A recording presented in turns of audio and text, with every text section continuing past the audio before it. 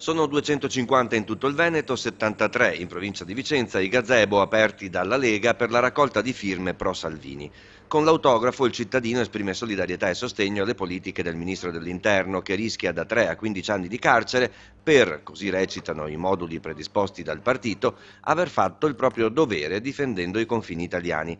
L'elettore o il simpatizzante leghista può quindi supportare Salvini nella battaglia contro il business dell'immigrazione clandestina, un business che grazie al suo intervento siamo riusciti a fermare e che ora va sostenuto. A Isola Vicentina in 4 ore i volontari hanno raccolto 170 adesioni nei gazebo del municipio e a Castelnovo.